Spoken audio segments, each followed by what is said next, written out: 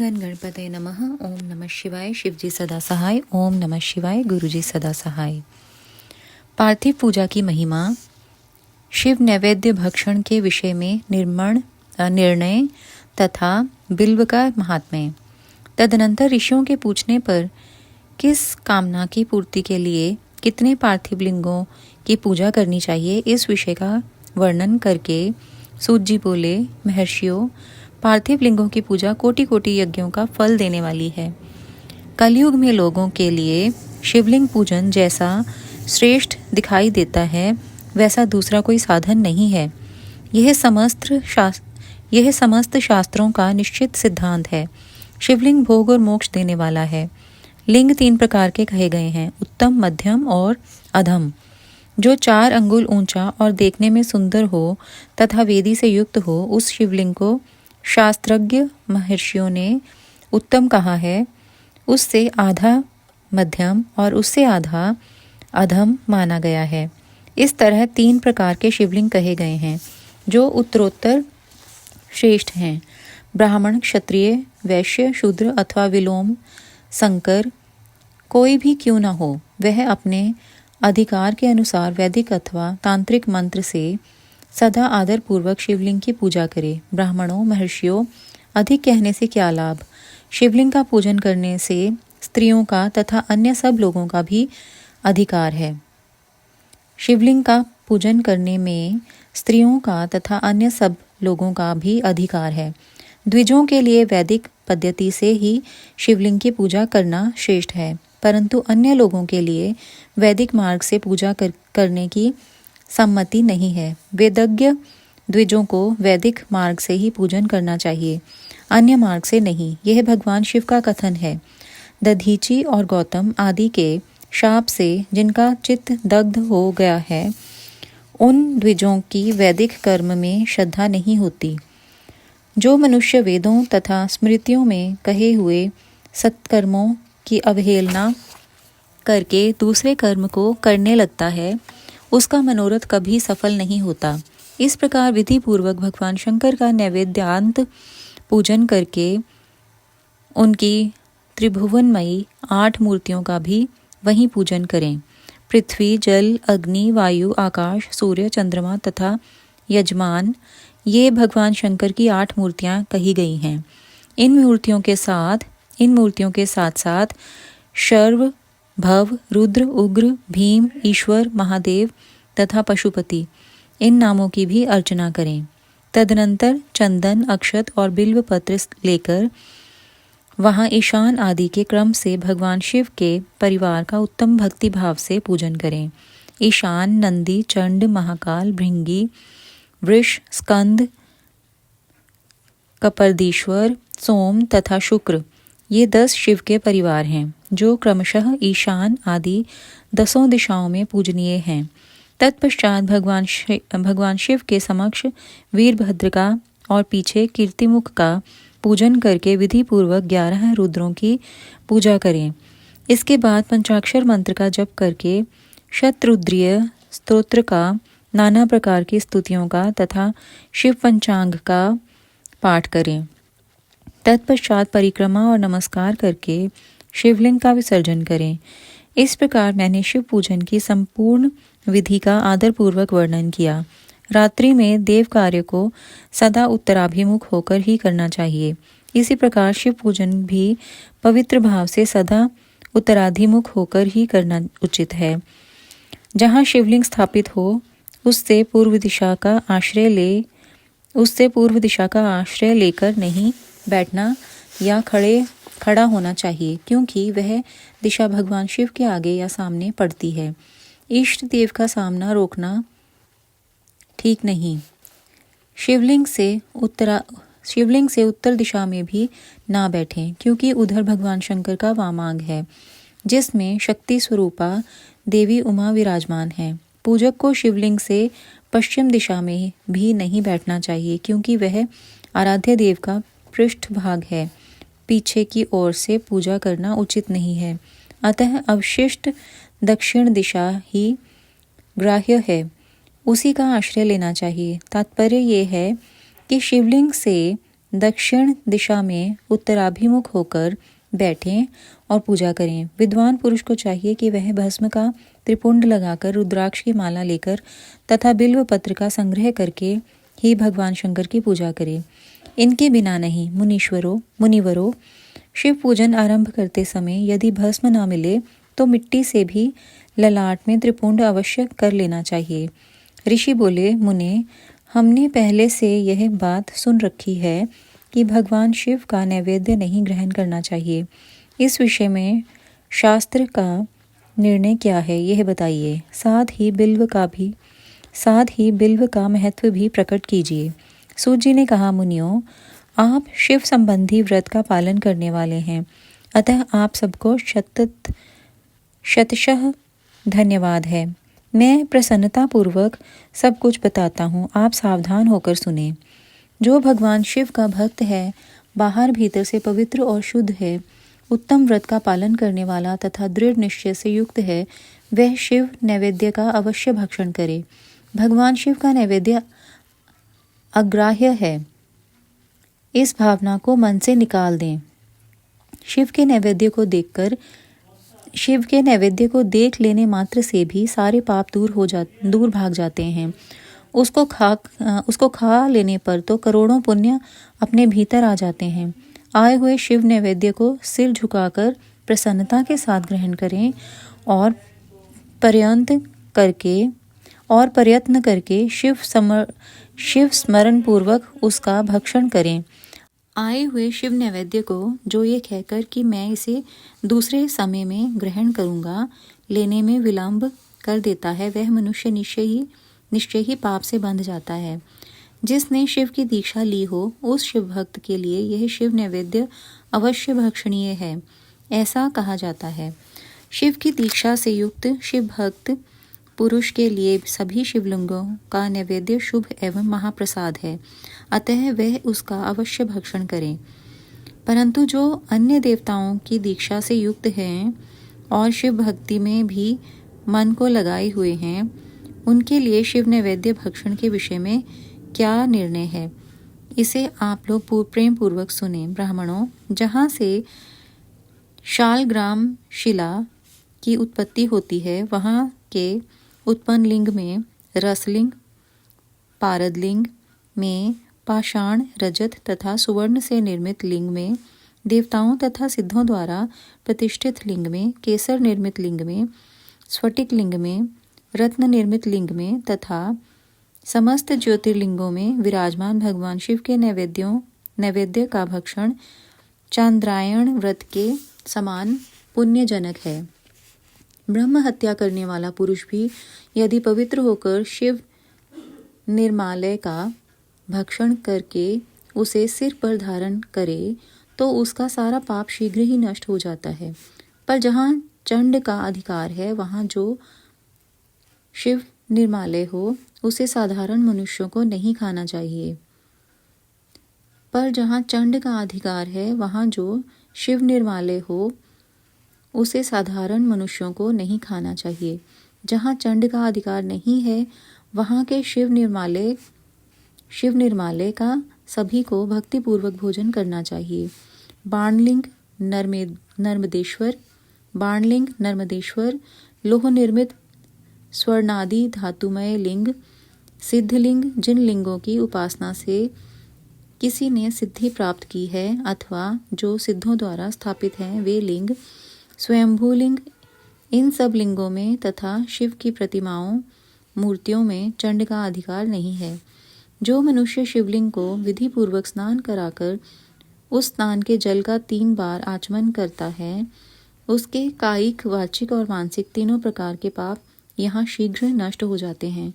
जो शिव नैवेद्य पत्र, पुष्प, फल और जल अग्राह्य है, वह सब भी शालग्राम शिला के स्पर्श से पवित्र ग्रहण के योग्य हो जाता है। मुनीश्वरों, शिवलिंग के ऊपर चढ़ा हुआ जो द्रव्य है, वह अग्राह्य है।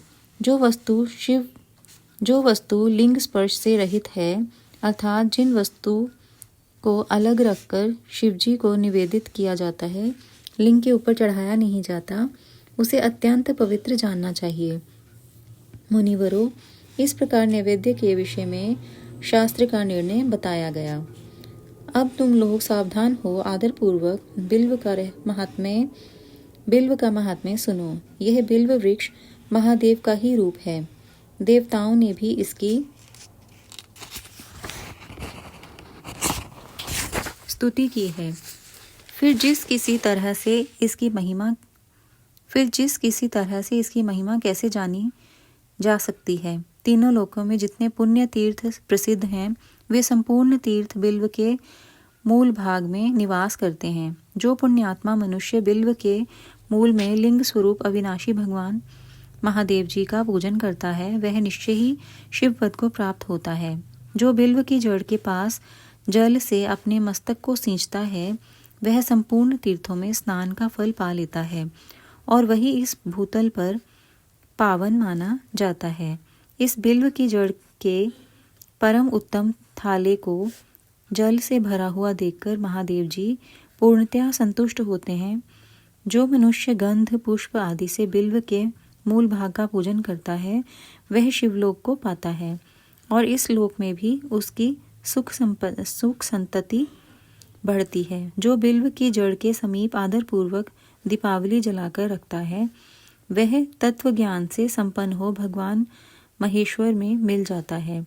जो बिल्व की शाखा थाम कर हाथ से उसके नए नए पल्लव उतारता है, उनसे उस बिल्व की पूजा करता है, वह सब पापों से मुक्त हो जाता है। जो बिल्व की जड़ के समीप भगवान शिव में अनुराग रखने वाले एक भक्त को भी भक्तिपूर्वक भोजन कराता है, उसे कोटि गुना पुण्य प्राप्त होता है। जो बिल्व की जड़ के पास शिव भक्त को खीर और घृत से युक्त अन्न देता है, वह कभी दरिद्र नहीं होता।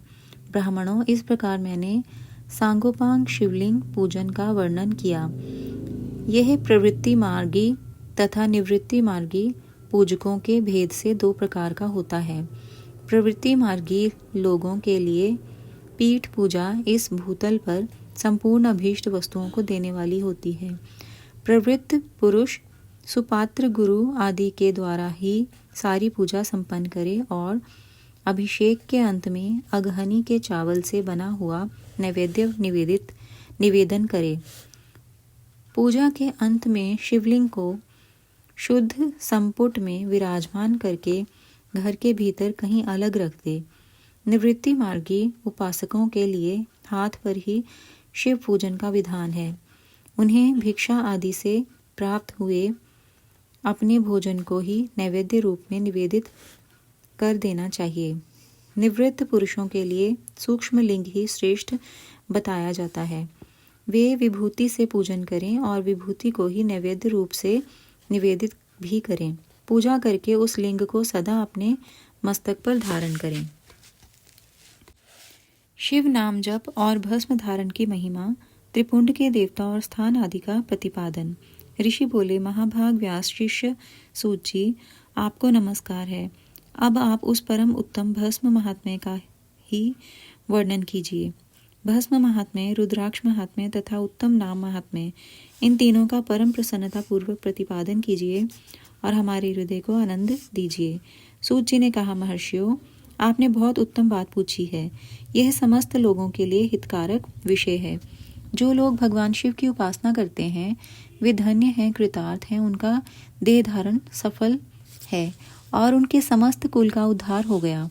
जिनके मुख में भगवान शिव का नाम है, जो अपने मुख से सदाशिव और शिव इत्यादि नामों का उच्चारण करते रहते हैं, पाप उनका उसी तरह स्पर्श नहीं करते जैसे खदिर वृक्ष के अंगार को छूने का साहस कभी कोई भी प्राणी नहीं कर सकते। हे श्री शिव, आपको नमस्कार है। श्री शिवाय नमस्तुभ्यम। ऐसी बात जहाँ मुंह से निकलती है, तब वह मुख समस्त पापों का विनाश करने वाला पावन तीर्थ बन जाता है। जो मनुष्य प्रसन्नता पूर्वक उस मुख का दर्शन करता है, उसे निश्चय ही तीर्थ सेवन जनित फल प्राप्त होता है। ब्राह्मणों, शिव का नाम, विभूति, भस्म तथा रुद्राक्ष, ये तीनों त्रिवेणी के समान परम पुण्यमय माने गए हैं। जहाँ ये तीनों शुभतर वस्तुएं सर्वदा रहती हैं, उसके दर्शन मात्र से मनुष्य त्रिवेणी स्नान का फल पा लेता है। भगवान शिव का नाम गंगा है, विभूति यमुना मानी गई है तथा रुद्राक्ष को सरस्वती कहा गया है। इन तीनों की संयुक्त त्रिवेणी समस्त पापों का नाश करने वाली है। श्रेष्ठ ब्राह्मणों, इन तीनों की महिमा को सदसद्वी लक्षण भगवान महेश्वर के बिना कोई दूसरा कौन भली भांति जानता है। इस ब्रह्मांड में जो कुछ है वह सब तो केवल महेश्वर ही जानते हैं। विप्रगण, मैं अपनी श्रद्धा भक्ति के अनुसार संक्षेप से भगवन नामों की महिमा का कुछ वर्णन करता हूँ। तुम सब लोग प्रेम पूर्वक सुनो। यह नाम महात्म्य समस्त पापों को हर लेने वाला सर्वोत्तम साधन है। शिव, इस नाम रूपी दावानल से महान पातक रूपी पर्वत अनायास ही भस्म हो जाता है। यह सत्य है, सत्य है, इसमें संशय नहीं है। शौनक, पाप मूलक जो नाना प्रकार के दुख हैं वे एकमात्र शिव नाम भगवन नाम से ही नष्ट होने वाले हैं। दूसरे साधनों से संपूर्ण यत्न करने पर भी पूर्णतया नष्ट नहीं होते हैं।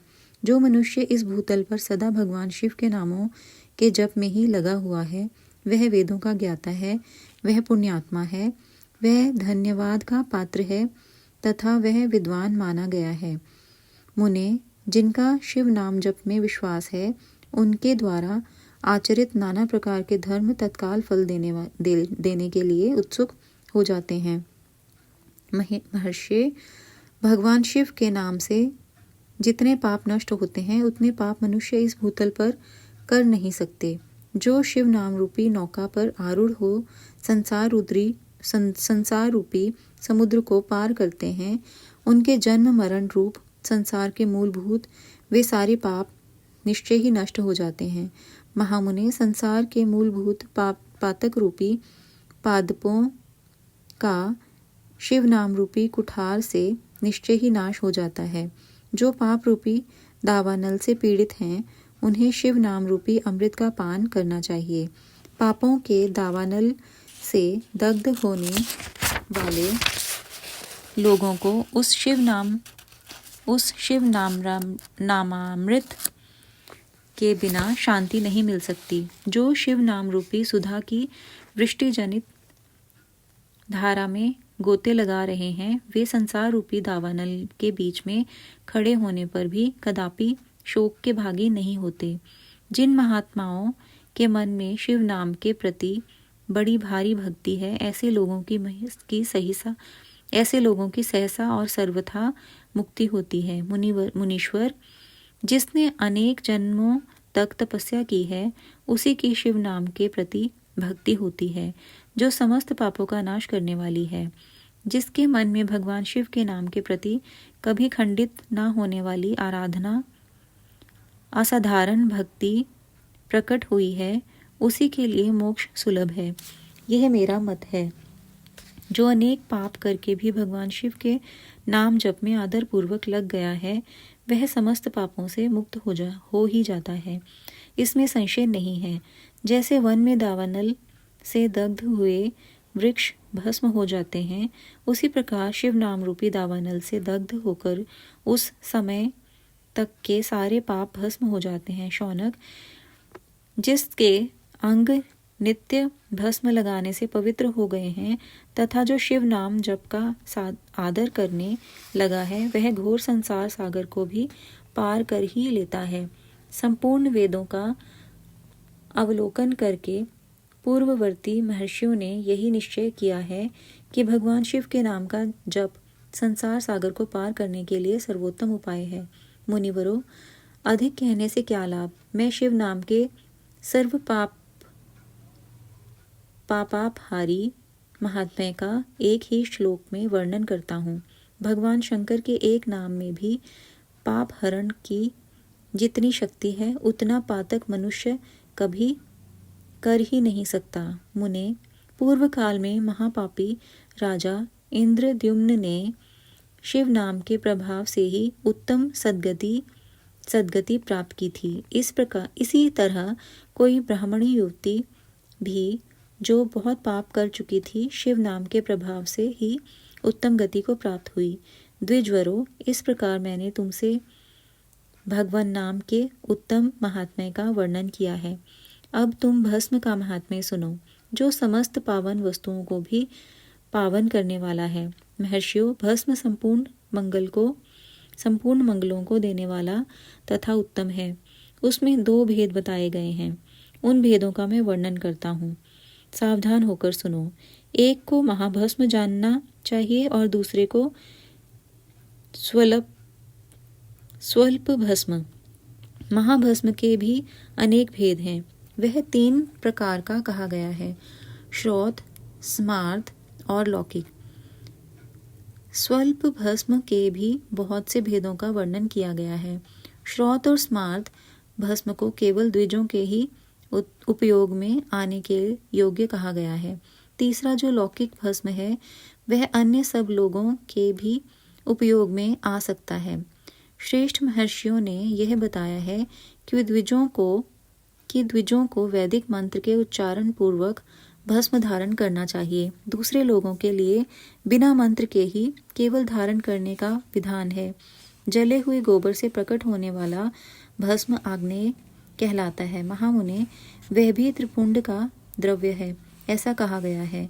अग्निहोत्र से उत्पन्न हुए भस्म का भी मनीषी पुरुषों को संग्रह करना चाहिए। अन्य यज्ञ से प्रकट हुआ भस्म भी त्रिपुंड धारण के काम में आ सकता है। जाबालोपनिषद में आए हुए अग्नि इत्यादि 7 मंत्रों द्वारा जल मिश्रित भस्म से धूलन, विभिन्न अंगों में मर्दन या लेपन करना चाहिए। महर्षि जाबाली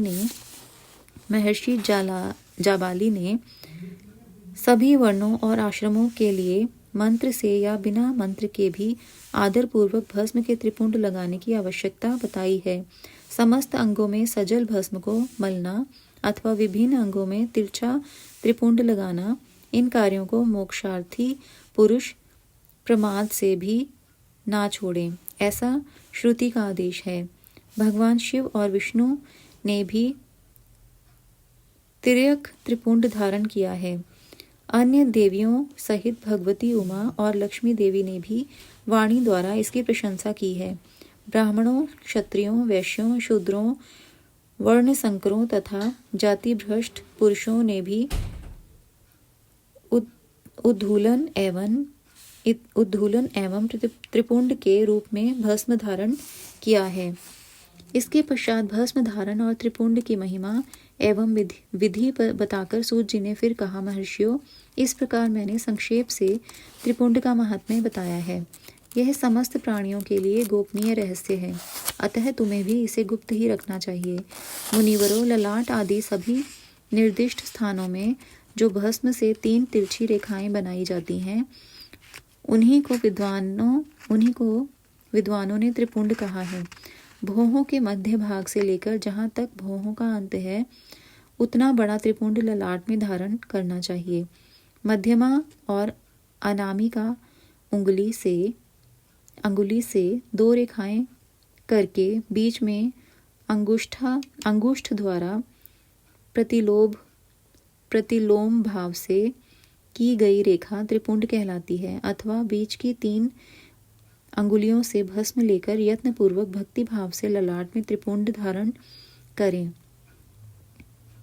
अथवा बीच की 3 अंगुलियों से भस्म लेकर यत्नपूर्वक भक्ति भाव से ललाट में त्रिपुंड धारण करें। त्रिपुंड अत्यंत उत्तम तथा भोग और मोक्ष को देने वाला है। त्रिपुंड की 3 रेखाओं में से प्रत्येक के 9 देवता हैं, जो सभी अंगों में स्थित हैं। मैं उनका परिचय देता हूँ, सावधान होकर सुनो। मुनिवरों, प्रणव का प्रथम अक्षर अकार, गार्हपत्य, अग्नि, पृथ्वी, धर्म, रजोगुण, ऋग्वेद, क्रियाशक्ति, प्रातः सवन तथा महादेव, ये त्रिपुंड की प्रथम रेखा के 9 देवता हैं। यह बात शिव दीक्षा परायण पुरुषों को अच्छी तरह समझ लेनी चाहिए। प्रणव का दूसरा अक्षर उकार, दक्षिणाग्नि, आकाश, सत्वगुण, यजुर्वेद, मध्यम दिन सवन, इच्छा शक्ति, अंतरात्मा तथा महेश्वर ये दूसरी रेखा के 9 देवता हैं। प्रणव का तीसरा अक्षर मकार, आहवनीय अग्नि, परमात्मा तमोगुण, दूलोक ज्ञान शक्ति, सामवेद, तृतीय सवन तथा शिव ये तीसरी रेखा के 9 देवता हैं। इस प्रकार स्थान देवताओं को उत्तम भक्ति भाव से नित्य नमस्कार करके स्नान आदि से शुद्ध होकर पुरुष आदि त्रिपुंड धारण करें तो भोग और मोक्ष को भी प्राप्त कर लेता है। मुनीश्वर ये संपूर्ण अंगों में स्थान देवता बताए गए हैं। अब उनके संबंधी स्थान बताता हूँ, भक्ति पूर्वक सुनो। 32, 16 अथवा 32, 16, 8 अथवा 5 स्थानों में त्रिपुंड का न्यास करें। मस्तक, ललाट, दोनों कान, दोनों नेत्र, दोनों नासिका, मुख, कंठ, दोनों हाथों, दोनों कोहनी, दोनों कलाई, हृदय, दोनों पार्श्व भाग, नाभि, दोनों अंडकोश, दोनों उरु, दोनों गुल्फ, दोनों घुटने, दोनों पिंडली और दोनों पैर।